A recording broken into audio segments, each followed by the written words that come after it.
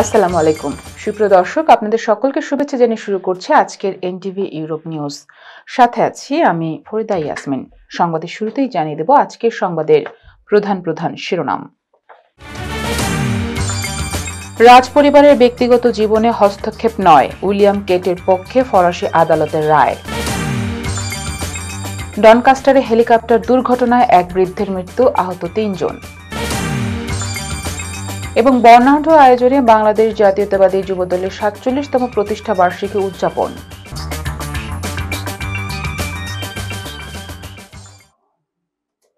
শুনছিলেন শিরোনাম, এবারে বিস্তারিত। দর্শক, শুরুতেই ব্রিটেন প্রসঙ্গ। ওয়েলসের প্রিন্স উইলিয়াম ও প্রিন্সেস ক্যাথরিন ফ্রান্সের জনপ্রিয় ম্যাগাজিন প্যারিস ম্যাচের বিরুদ্ধে ব্যক্তিগত গোপনীয়তা লঙ্ঘনের মামলায় জয় পেয়েছেন।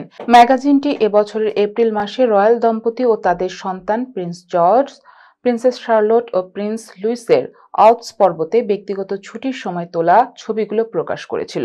কেনসিংটন প্যালেসের এক মুখপাত্র জানান, এই ছবিগুলো ছিল লং লেন্স পাপ্পারাজি ছবি এবং প্রকাশিত নিবন্ধনটি ছিল অত্যন্ত অনধিকার চর্চামূলক। তিনি আরও জানান, আদালতের রায়ে নিশ্চিত করা হয়েছে যে তাদের রয়্যাল দায়িত্ব সত্ত্বেও প্রিন্স ও প্রিন্সেস এবং তাদের সন্তানদের ব্যক্তিগত জীবন ও পারিবারিক সময়ের প্রতি সম্মান প্রদর্শন করা আইনগতভাবে বাধ্যতামূলক। ফরাসি আদালত রায় জানিয়েছে, Paris Match Prince William, Catherine ও তাদের সন্তানদের গোপনীয়তা ও ইমেজ অধিকারের লঙ্ঘন করেছে। আদালত ম্যাগাজিনটিকে রয়্যাল দম্পতির আইনি খরচ পরিশোধ করতে এবং গোপনীয়তা লঙ্ঘনের বিষয়ে একটি আনুষ্ঠানিক বিজ্ঞপ্তি প্রকাশ করতে নির্দেশ দিয়েছে। কেনসিংটন প্যালেস জানিয়েছে, প্রিন্স ও প্রিন্সেস তাদের সন্তানদের ব্যক্তিগত জীবন ও বেড়ে ওঠা রক্ষায় প্রতিশ্রুতিবদ্ধ এবং ভবিষ্যতেও এ ধরনের অনধিকার চর্চার বিরুদ্ধে প্রয়োজনীয় আইনি ব্যবস্থা নিতে দ্বিধা করবেন না। ইংল্যান্ডের ডনকাস্টারে হেলিকপ্টার দুর্ঘটনায় ৭০ বছর বয়সী এক ব্যক্তি নিহত এবং আরও ৩ জন আহত হয়েছেন বলে পুলিশ নিশ্চিত করেছে। বৃহস্পতিবার স্থানীয় সময় সকাল প্রায় ১০টা বেজে ১৫ মিনিটে বেন্টলির ইনগস লেনের পাশে এক খোলা মাঠে ঘটনাটি ঘটে। সাউথ ইয়র্কশায়ার পুলিশ জানিয়েছে, নিহত ব্যক্তির মৃত্যু ঘটনাস্থলেই ঘটে। চিকিৎসকদের সর্বোচ্চ চেষ্টা সত্ত্বেও তাকে বাঁচানো সম্ভব হয়নি। তার পরিবারের সদস্যদের অবহিত করা হয়েছে এবং তাদের সহায়তা করা হচ্ছে। হেলিকপ্টারটি নটিংহামশায়ারের রেডফোর্ট গ্যামস্টন বিমানবন্দর থেকে উড্ডয়নের কিছুক্ষণ পরে দুর্ঘটনায় পড়ে। এতে ৪১ বছর বয়সী পাইলট, ৫৮ বছর বয়সী এক নারী এবং ১০ বছর বয়সী এক শিশু সহ মোট ৪ জন ছিলেন। আহত ৩ জনের আঘাত সামান্য বলে জানিয়েছে পুলিশ। দুর্ঘটনার পর সাউথ ইয়র্কশায়ার পুলিশ এবং সরকারের এয়ার অ্যাক্সিডেন্টস ইনভেস্টিগেশন ব্রাঞ্চ যৌথভাবে তদন্ত শুরু করেছে। তদন্ত কর্মকর্তারা প্রত্যক্ষদর্শীদের এবং যাদের কাছে হেলিকপ্টারের ভিডিও ফুটেজ থাকতে পারে তাদের তথ্য দিতে আহ্বান জানিয়েছেন। স্থানীয় বাসিন্দারা জানান, দুর্ঘটনার আগে হেলিকপ্টারের ইঞ্জিনে অস্বাভাবিক শব্দ শোনা গিয়েছিল। এক প্রত্যক্ষদর্শী বলেন, যিনি হেলিকপ্টারটি চালাচ্ছিলেন তিনি সম্ভবত অনেক মানুষের জীবন রক্ষা করেছেন, কারণ এটি বাড়িঘর ও বিদ্যুতের খুঁটির কাছাকাছি পড়েছিল। দর্শক, এবার কমিটি প্রসঙ্গ। বর্ণাঢ্য আয়োজনে বাংলাদেশ জাতীয়তাবাদী যুবদলের ৪৭তম প্রতিষ্ঠা বার্ষিকী উদযাপন করেছে যুক্তরাজ্য যুবদল। অনুষ্ঠানে প্রধান অতিথি হিসেবে জাতীয়তাবাদী যুবদল কেন্দ্রীয় কমিটির সিনিয়র সহসভাপতি রেজাউল কবির পলকে কাছে পেয়ে উচ্ছ্বাস প্রকাশ করেছেন নেতাকর্মীরা। সহকর্মী ফেরদৌসী আক্তার পলির রিপোর্টে থাকছে বিস্তারিত।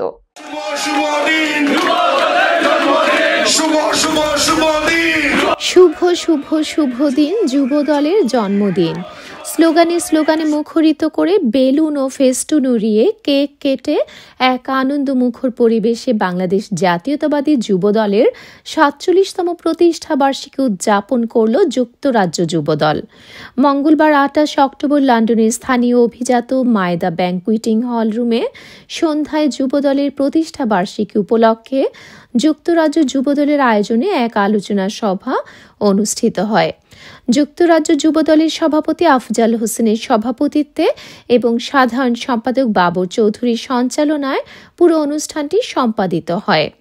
অনুষ্ঠানে প্রধান অতিথি হিসেবে উপস্থিত হয়েছিলেন বাংলাদেশ জাতীয়তাবাদী যুবদলের কেন্দ্রীয় কমিটির সিনিয়র সহসভাপতি রেজাউল কবির পল। সভার শুরুতেই পবিত্র কোরআন থেকে তেলাওয়াত করেন যুক্তরাজ্য যুবদলের ধর্ম বিষয়ক সম্পাদক নুরুল হক। বিকেল থেকেই লন্ডন ছাড়াও এর পার্শ্ববর্তী শহরগুলো থেকে দলে দলে যুবদলের নেতাকর্মীদের অনুষ্ঠানে উপস্থিত হতে দেখা যায়। অনুষ্ঠানে স্বতঃস্ফূর্তভাবে অংশগ্রহণ করেছিলেন যুক্তরাজ্য বিএনপি সহ এর অঙ্গ সহযোগী সংগঠনের অসংখ্য নেতাকর্মী। আগামী দিনে তারেক রহমানই হবেন আগামী দিনের বাংলাদেশ, মানুষের ভোটের অধিকার, মানুষের বাতের অধিকার এবং বাংলাদেশের মানুষের গণতন্ত্রের একমাত্র প্রতীক। তারেক রহমানের নেতৃত্বেই হবে আগামী দিনের বাংলাদেশ। এবং আগামী রাষ্ট্রনায়ক তারেক রহমানকে আমরা এখান থেকে বাংলাদেশে বীরের বেশে নিয়ে বাংলাদেশের আগামীর যে ইলেকশন হচ্ছে, নির্বাচন হচ্ছে, সেই নির্বাচনে দানে শীষের সকল প্রার্থীকে জয় করে আমরা বাংলাদেশের সরকার গঠন করব। এটাই অঙ্গীকারবদ্ধ হব যে আগামীতে শুধু যুক্তরাজ্যের যুবদল না, সারা বাংলাদেশের যুবদল আরো ঐক্যবদ্ধ, আরো শক্তিশালী করার লক্ষ্যে আমরা কাজ করব। সব সেক্টরকে যে 31 দফায় নিয়ে এসেছেন, সেই 31 দফা বাস্তবায়নে যুক্তরাজ্য যুবদল আরো বদ্ধপরিকর অবস্থায় কাজ করবে। জাতীয় নির্বাচনে দেশে এবং প্রবাসে ধানের শীষের পক্ষে জোরালো ভূমিকা রাখার আহ্বান জানিয়েছেন আজকে সংবর্ধিত অতিথি। লন্ডন থেকে Ferdousi Akhtar Poli, NTV, Europe news. Padma welfare trust ইউকের উদ্যোগে ওল্ডহ্যামে পিঠা উৎসব অনুষ্ঠিত হয়েছে। দেশীয় সংস্কৃতিকে ধারণ এবং নতুন প্রজন্মকে উৎসাহী করতে এমন আয়োজনের উদ্যোগ নেন আয়োজকরা। সহকর্মী গ্রেটার ম্যানচেস্টার প্রতিনিধি শাহ মোবাশির আলী জানাচ্ছেন বিস্তারিত। পদ্মা ওয়েলফেয়ার ট্রাস্ট ইউকের উদ্যোগে বুধবার ওল্ডহ্যাম স্থানীয় একটি হলে সংগঠনের সভাপতি গুলাম মোস্তফা রনির সভাপতিত্বে ও সাধারণ সম্পাদক সোহাগ হোসেনের পরিচালনায় এক পিঠা উৎসব অনুষ্ঠান অনুষ্ঠিত হয়। এতে প্রধান অতিথি হিসাবে উপস্থিত ছিলেন সংগঠনের প্রধান উপদেষ্টা মিজানুর রহমান মিজান, বিশেষ অতিথি উপদেষ্টা রাকিব আহমেদ, সাদিকুর রহমান, সহসভাপতি মিয়া আমির হোসেন মজনু সহ কমিউনিটির বিভিন্ন শ্রেণী পেশার নেতৃবৃন্দ। এতে নারী, পুরুষ, শিশু, কিশোরদের উপস্থিতি ছিল লক্ষণীয়। এখানে দেশীয় বিভিন্ন সংস্কৃতির খেলাধুলা, হরেক রকমের পিঠা সহ দেশীয় বিভিন্ন সুস্বাদু খাবার ছিল মেলা প্রাঙ্গণে। সার্বিক তত্ত্বাবধানে ছিলেন তুষার খান। উদ্যোক্তারা জানান, এ ধরনের দেশীয় সংস্কৃতির উৎসব আয়োজনের লক্ষ্য হচ্ছে এদেশে বেড়ে ওঠা নতুন প্রজন্মকে দেশীয় কৃষ্টি ও সংস্কৃতির সাথে সামঞ্জস্য রেখে মানিয়ে তোলা। তাদের এ ধরনের আয়োজন অতীতের ন্যায় ভবিষ্যতে অব্যাহত থাকবে বলে জানান Shah Mobashir Ali, NTV Europe, greater Manchester. এবার একটি শোক সংবাদ। জামিয়া ইসলামিয়া চাপঘাট চারিগ্রাম মাদ্রাসা ও এতিমখানার প্রতিষ্ঠাতা মুহতামিম, বিশিষ্ট ইসলামিক স্কলার ও এনটিভি ইউরোপের সাবেক আলোচক মাওলানা আব্দুল আজিজ সিদ্দিকী ইন্তেকাল করেছেন। ইন্না লিল্লাহি ওয়া ইন্না ইলাইহি রাজিউন। 29 অক্টোবর বুধবার সকাল 10:47 সময় নিজ বাসা মিল্টন কিনসে শেষ নিঃশ্বাস ত্যাগ করেন তিনি। মৃত্যুকালে তার বয়স হয়েছিল 69 বছর। তিনি স্ত্রী, 8 ছেলে মেয়ে সহ অনেক গুণগ্রাহী রেখে গেছেন। মরহুমের জানাজার নামাজ 31 অক্টোবর শুক্রবার বাদ জুম্মা মিল্টন কিংসের হযরত শাহজালাল জামে মসজিদে অনুষ্ঠিত হবে। পরে তাকে মিল্টন কিংসের বিসলির সেলবর্ন এভিনিউতে সমাহিত করা হবে। মরহুম মাওলানা আব্দুল আজিজ সিদ্দিকীর মৃত্যুতে শোক জানিয়েছেন এনটিভি ইউরোপের সিইও ও পরিচালক সাবরিনা হুসাইন ও এনটিভির পরিচালক মোস্তফা সারওয়ার। তারা মরহুমের রুহের মাগফিরাত কামনা করেন ও তার পরিবারের প্রতি গভীর সমবেদনা প্রকাশ করেন। মরহুম মাওলানা আব্দুল আজিজ সিদ্দিকীর গ্রামের বাড়ি সিলেট জেলার জকিগঞ্জ উপজেলার গঙ্গাজল ইউনিয়নের চারি গ্রামে। ডিজিটাল দুনিয়ায় প্রবাসীদের নতুন স্বপ্ন সাফল্যের গল্প তুলে ধরতে ইতালির রাজধানী রোমে অনুষ্ঠিত হয়েছে 2 দিনব্যাপী digital business success conference 2025। Europe জুড়ে প্রবাসী উদ্যোক্তাদের অংশগ্রহণে গ্লোবাল বিজনেসে সাফল্যের অভিজ্ঞতা, প্রেরণা আর ভবিষ্যতের দিক নির্দেশনা সবকিছু নিয়ে জমে উঠেছিল এই আয়োজন। ইতালির রোম থেকে সহকর্মী লিটন চৌধুরীর রিপোর্ট। ইতালির রাজধানী রোমে প্রবাসী বাংলাদেশিদের উদ্যোগে অনুষ্ঠিত হয়েছে 2 দিনব্যাপী digital business success conference 2025। Digital অর্থনীতির এই নতুন ধারাকে সামনে রেখে ইউরোপের প্রবাসী উদ্যোক্তারা গ্লোবাল বিজনেসে নিজেদের সাফল্য ও অভিজ্ঞতা তুলে ধরেন। 25 অক্টোবর রাজধানী রোমের অভিজাত হোটেল বিল্লা পাপিল্লিতে অনুষ্ঠিত হয় প্রথম দিনের অনুষ্ঠান। বিশ্বের বিভিন্ন দেশের সফল ডিজিটাল উদ্যোক্তা ও ব্যবসায়ীদের অংশগ্রহণে বক্তারা বলেন, ডিজিটাল বিজনেস এখন শুধু একটি কাজ নয়, এটি বিশ্ব অর্থনীতির দ্রুত পরিবর্তনশীল বাস্তবতা। প্রবাসীরা এই প্ল্যাটফর্মের মাধ্যমে নিজেদের ভাগ্য গড়ছেন এবং বাংলাদেশকেও আন্তর্জাতিকভাবে পরিচিত করছেন। এখন আমাদের প্রায় 2000-এর মতো বাংলাদেশি ওয়ার্ল্ড ওয়াইড করতেছে। ইনশাল্লাহ আগামী 10 বছরে এখানে 2 লাখ এবং এক সময় হয়তো ইনশাল্লাহ 20 লাখ মানুষ আমাদের এই বিজনেসটা করবে বাংলাদেশে ইনশাল্লাহ। অনুষ্ঠানটি পরিচালনা ও সার্বিক তত্ত্বাবধানে ছিলেন রোমের সফল নারী উদ্যোক্তা ফারিয়া আখি। যৌথ সঞ্চালনায় ছিলেন জান্নাতুল ফেরদাউস, মাসুমা মামুন ও জিন্না তারা। বিশেষ অতিথি হিসেবে উপস্থিত ছিলেন মামুন খান।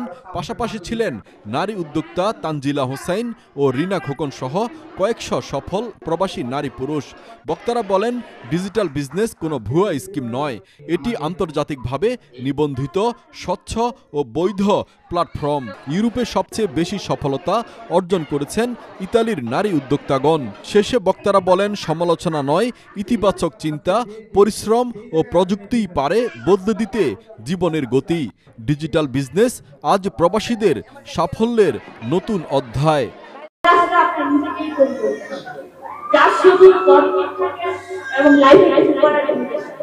একটা কথাই বলবো যে আপনি যদি একজন মানুষ হয়ে আমার আইডেন্টি তৈরি করতে চাই, স্বাবলম্বী হতে চাই এবং নিজের একটা সুপ্রতিষ্ঠিত পরিচয় তৈরি করতে চাই সামাজিকভাবে, তাহলে এই বিজনেসটা অবশ্যই আমাদের নারীদের জন্য। যারা ইন্টারেস্টেড, যারা আসলে নিজেদেরকে সাকসেস করতে চান, নিজের পায়ে দাঁড়াতে চান, তারা সবাই এই বিজনেস দেখতে পারেন, বুঝতে পারেন। এখানে আমাদের আসলে সবকিছু জানার এবং বোঝার সুযোগ আছে।